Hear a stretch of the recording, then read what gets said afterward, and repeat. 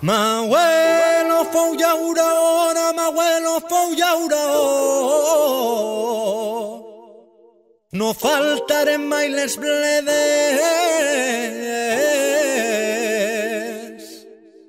I ara que ja soc padrí, que vull ser llaurador. I asfalt damunt d'eixes terres. Passa el temps, roda la cadena, ara asfalt on hi havia terra, operaris, actors secundaris d'esta brama. Va de vie, un programme sobre tot que envolta el binatural, de la mà de Jérôme Chénaud.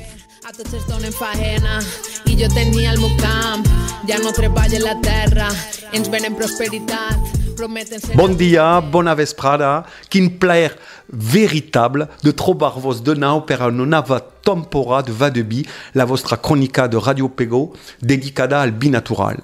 Soc Jérôme, voldria començar amb un immens agraïment a vosaltres per al vostre suport i la vostra confiança en nostre projecte.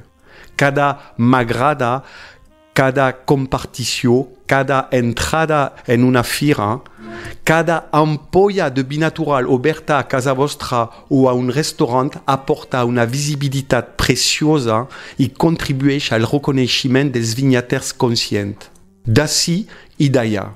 Més que un simple suport, és un acte militant per a un consum responsable de productes locals i saludables i per una agricultura respectuosa de la biodiversitat. Fins i tot, amb tota la vostra bona voluntat, la publicitat i les publicacions a les xarxes socials, vosaltres sou la gasolina del nostre motor. Així doncs, gràcies infinitament. I també gràcies a Vicent per la seva ajuda en aquest programa. Som el programa el més escoltat després les notícies de Radio Pego. Un èxit.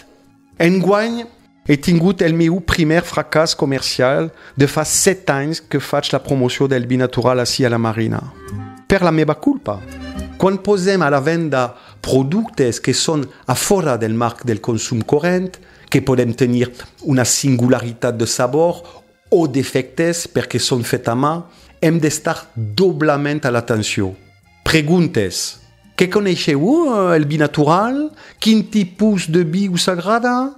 Esteu sensible a l'acidesa, als tanins?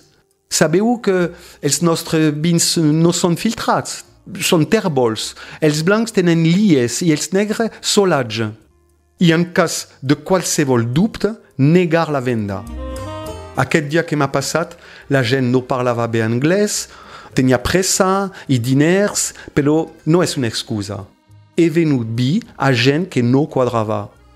Al final, m'han tornat el vi que quedava i l'he agafat sense una sola explicació. El diari La Marina Plaza ens informa que es troba només 5% de vins d'Alacant a les cartes dels restaurants de la Marina. Clar, és una llàstima, però el turista de platja no és un aficionat al producte bo. I entenc, amos de restaurant que no volen prendre cap risc amb vins que no entren en les consideracions dels seus clients. Parlem de reputació i de màrqueting, res més. Hi ha gent acostumada a la carn industrial que troba que el pit de pollastre del camp és massa dur. Deixen de consumir verdures com bledes i naps. També els plats preparats del supermercat faciliten l'estandardització dels sabors. Resulta un marc del gust sempre més estret. Com sempre, tot això concerna primer la educació. Qui ha tingut la sort d'ajudar la seva iaia a guisar verdura del seu hort, matar un conill i fer una paella? Ací a les nostres comarques, molta gent, i és una sort. Importa perpetuar aquesta tradició culinària que forja vocacions dels cuiners de demà.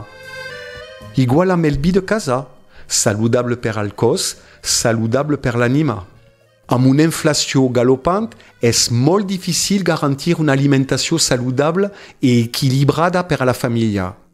Guisar si mateix productes locals i de temporada fa baixar la nota. Una cosa és segura, productes bons i saludables és trist, però no n'hi ha per a tothom.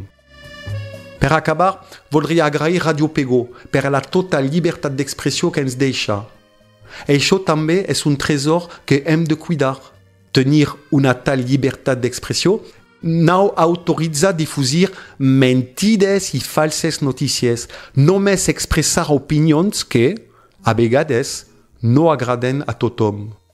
Per exemple, l'agricultura i la gestió de l'aigua ací a la Marina i a Espanya d'una manera general.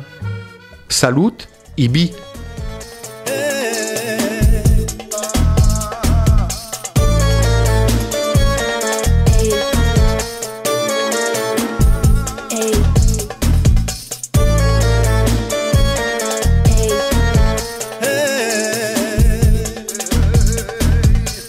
I és moment d'estar units